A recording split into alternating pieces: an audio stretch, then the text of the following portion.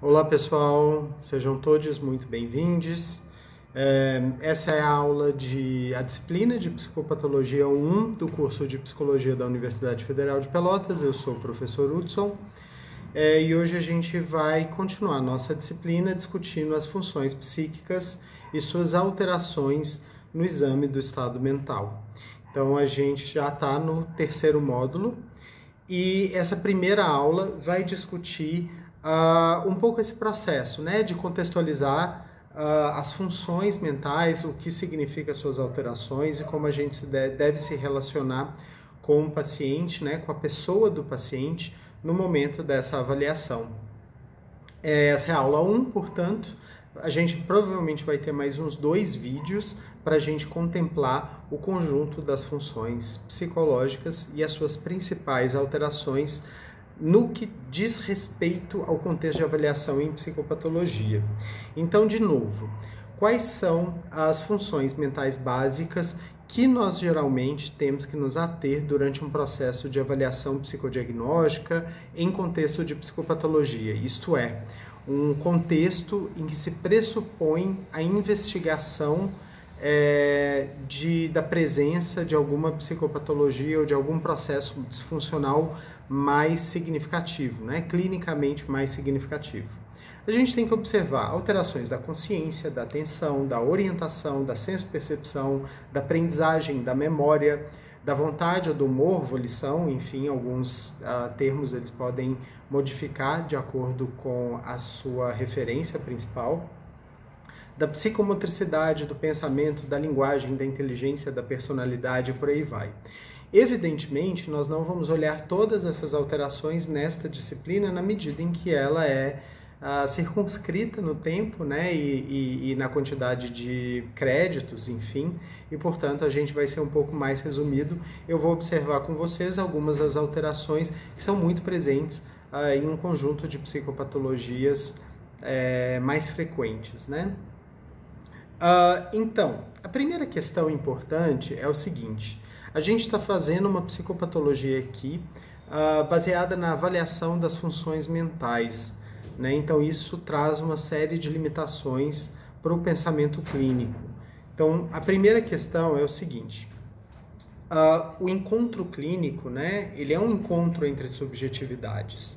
Né? Esse encontro ele pode ser entre a pessoa do clínico e a pessoa do paciente, ou podem ser entre diversas pessoas, por exemplo, em processos de grupo ou acolhimentos, enfim. Né? Então, assim, a gente tem que sempre ter essa perspectiva mais ampliada da clínica. A clínica não se restringe ao encontro entre duas pessoas em contexto de consultório. Essas pessoas, elas têm posições distintas. Então, o clínico ele vai ter uma função, um papel naquela relação social e o paciente vai ter outro. Essa relação, ela apresenta algum grau de hierarquia, como eu havia dito na hora da entrevista, enfim, né?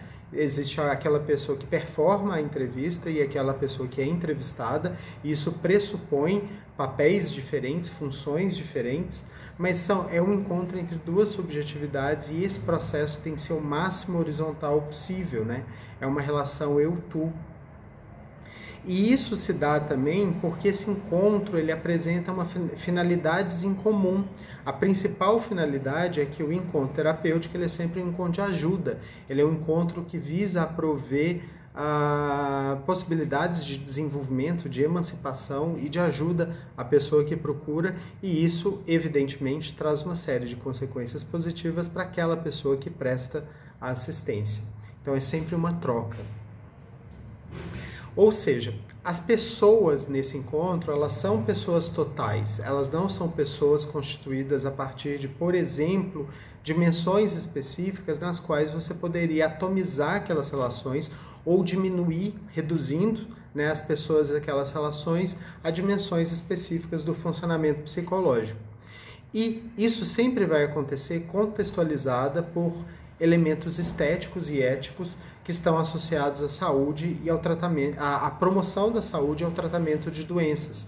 Então, quando a gente pensa em termos, por exemplo, de saúde coletiva, isso vai acontecer em termos de CAPS ou do SUAS, ou, por exemplo, de um hospital, de um ambulatório, enfim, ou até mesmo de um consultório, né? Então tem todo um aspecto estético e tem toda uma ética profissional e uma ética da oferta desses serviços que circunscreve essa relação. Então ela é sempre muito ampla. Quando a gente fala sobre uma psicopatologia baseada em funções, o que a gente está falando é o seguinte: existe um conjunto de funções psicológicas que são construtos e, portanto, elas são abstratas, né? Então elas são, por exemplo, a memória, o pensamento, a linguagem, o humor, os afetos, e isso ajuda a explicar os processos de adaptação daquele indivíduo global aos contextos socioculturais que são próprios daquela pessoa. Então, assim, a ideia nunca é reduzir a avaliação em psicopatologia com base nessas funções, mas utilizar essas funções como uma espécie de roteiro de observação. Então, quando eu estiver num processo clínico, eu observo vários elementos daquelas pessoas e eu preciso começar a entender quais são os pontos nos quais aquele indivíduo total apresenta um processo de disfuncionalidade, né? Então é um roteiro para possibilitar uma avaliação ampla do funcionamento psicológico e não um meio de reduzir o indivíduo aos seus elementos.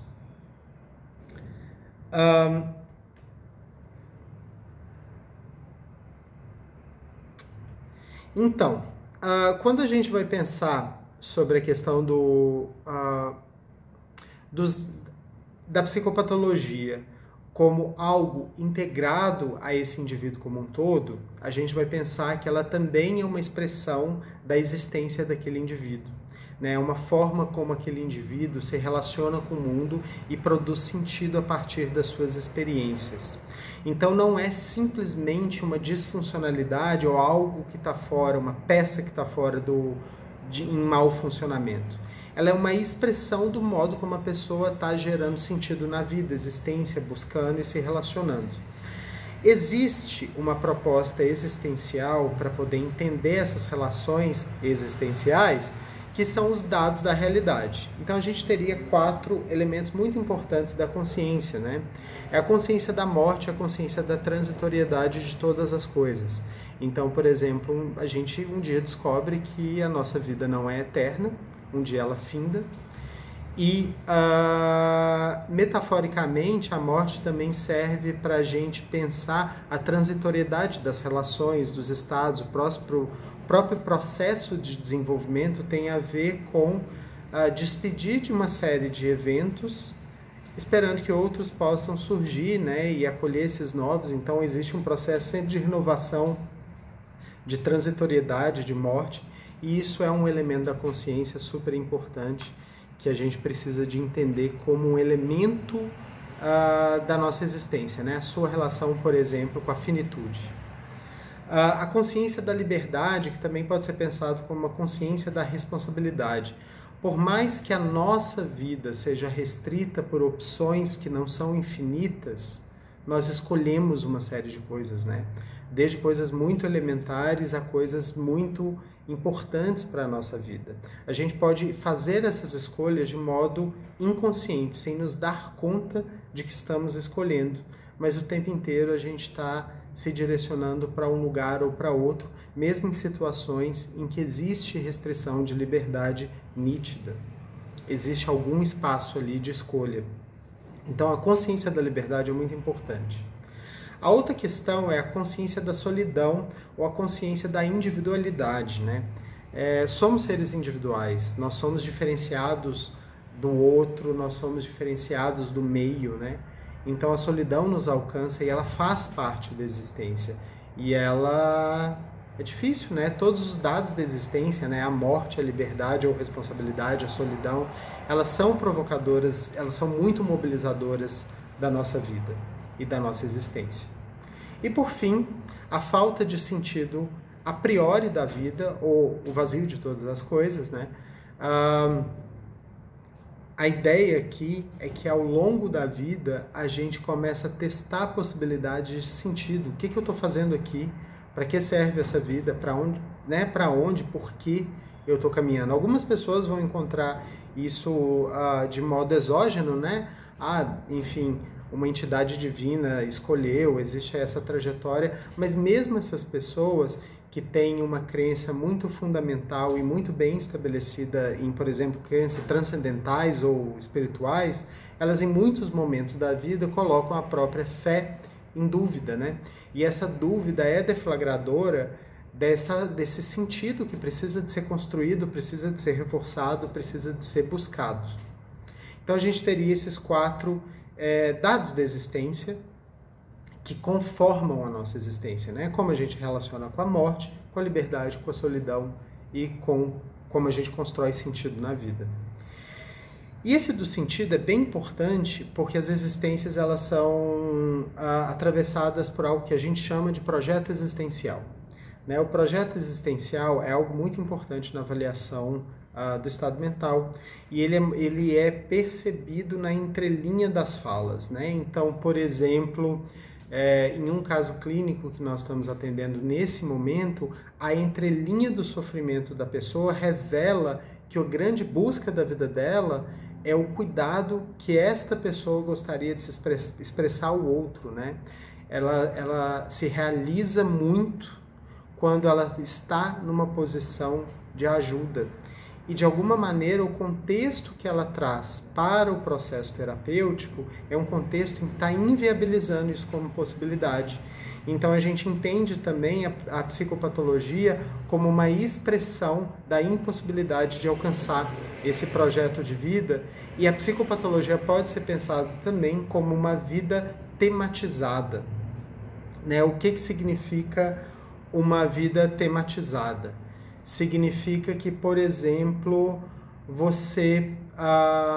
uma pessoa, por exemplo, pode estar apresentando um conjunto de sinais e sintomas de muito sofrimento e esse elevado sofrimento está relacionado ao fato da pessoa achar que a vida que ela vive não foi a vida que ela escolheu viver. Então é como se ela tivesse alienada do processo de responsabilização pelas próprias escolhas, né? É como se tudo que acontecesse não tivesse necessariamente relacionado ao modo como ela se posicionou na vida. Então, assim, por que eu estou falando sobre isso? Isso não está no livro, tá? Isso é uma coisa que eu estou trazendo adicional para vocês. E aqui eu estou fazendo uma escolha epistêmica. Eu estou falando sobre a psicologia existencial fenomenológica. A gente, em algumas proposições teórico-conceituais, ainda muito relacionadas ao mecanicismo, a psicopatologia vai ser entendida como o resultado da alteração de uma função psíquica, mas não é somente isso. Né? Essas chamadas alterações, elas desenham modos de relação com a vida, e esses modos de relação com a vida são construtores das experiências individuais e, portanto, construtores de sentido de vida, relação com os outros. Enfim, isso é muito importante ser considerado para que a gente não reduza a experiência de uma pessoa que tem um diagnóstico psicopatológico, reduzir à própria patologia, né? Ela vive com aquela condição e essa condição é geradora de sentido também. Mas então, vamos falar o que é uma função mental básica. Uma função mental básica é uma dimensão do funcionamento psíquico. Né? Ela é um construto. Um construto é um conceito hipotético que ajuda a explicar relações concretas na vida. Então, por exemplo, quando eu falo sobre memória, eu estou falando sobre a nossa habilidade de recordar coisas. Quando eu estou falando sobre aprendizagem, eu estou falando sobre a nossa possibilidade de alteração do nosso próprio comportamento quando somos submetidos a circunstâncias diferentes. Ou quando eu estou falando sobre a imaginação ou o pensamento, tem a ver com a possibilidade de organizar, enfim, imagens, objetos, ideias narrativas e por aí vai. Quando a gente fala sobre esses construtos hipotéticos, a gente tem uma tendência a falar de modo universalizante ou muito etéreo sobre essas questões. Então a gente fala, por exemplo, assim, a ansiedade é isso, a angústia é aquilo, o medo, a raiva, o pensamento, a linguagem, etc. e tal.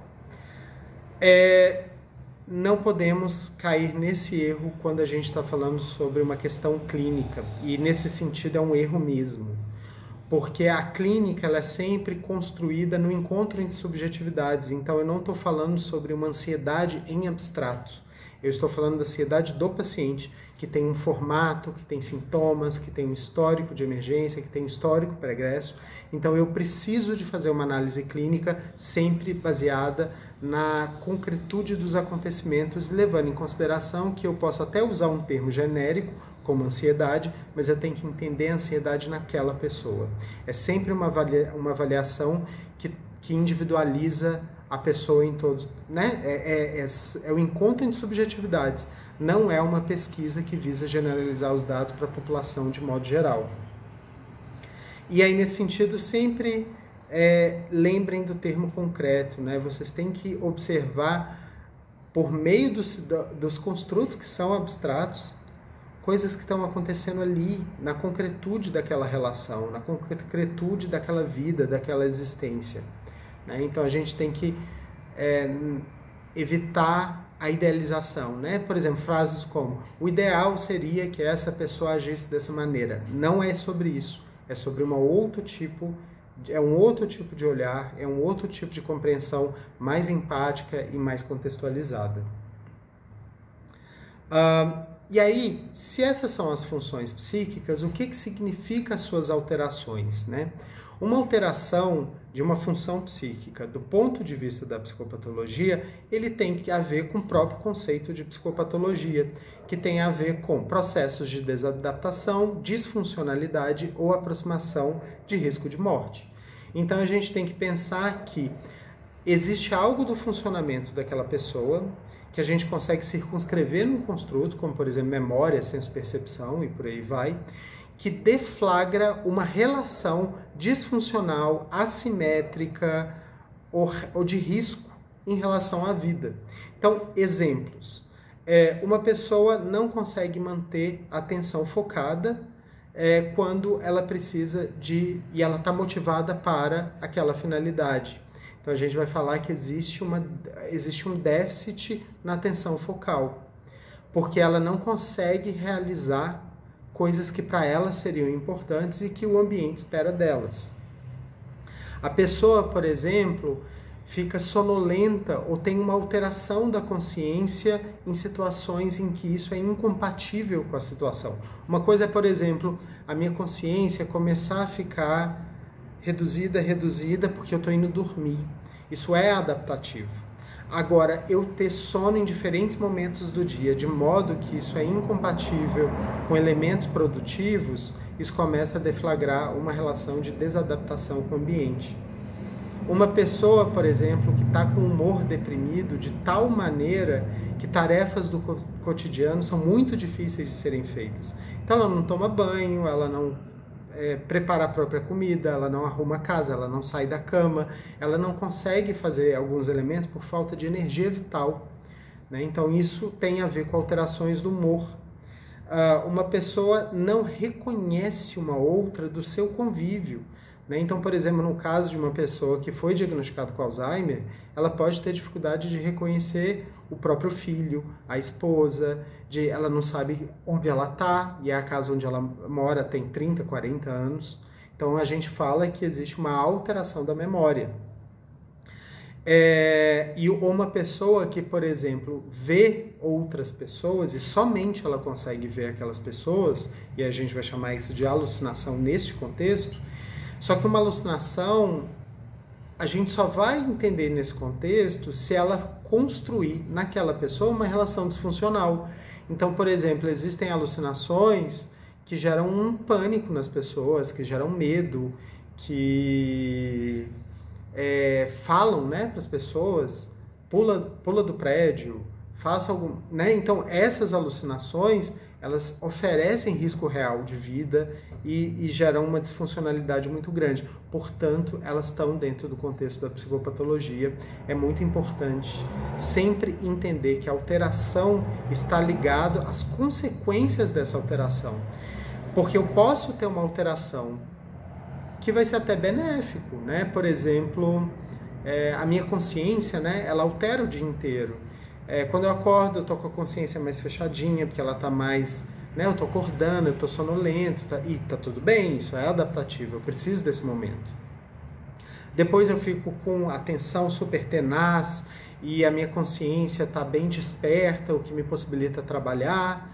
E, por exemplo, depois do almoço, pode me dar um soninho. Ok, isso tem a ver com o próprio processo do corpo ao longo do dia. Agora, se, por exemplo, eu corro o risco de pegar no sono em qualquer momento do dia, enquanto eu estiver dirigindo, isso é um risco real. Então aí a gente já começa a perceber uma alteração patológica da consciência. Ou, por exemplo, ter esquecimentos, ter momentos amnéticos, não recordar todos os elementos que me acontecem no dia é esperado do ponto de vista do funcionamento da memória. Agora, se eu não consigo recordar elementos que são essenciais para o meu processo adaptativo, e isso ocorre de modo muito frequente, isso provavelmente deflagra alguma lesão, alguma outra questão que precisa de ser investigado. Então, é bem nesse sentido. E o exame em psicopatologia, ele também tem que ser pensado nas suas múltiplas dimensões, né? Então, como eu havia dito no módulo anterior, a gente faz anamnese, a gente faz entrevista, a gente faz observação, a gente faz uma série aplica instrumentos, testes. Então, a gente utiliza de múltiplos instrumentos para ter uma visão muito ampla, muito geral daquela pessoa.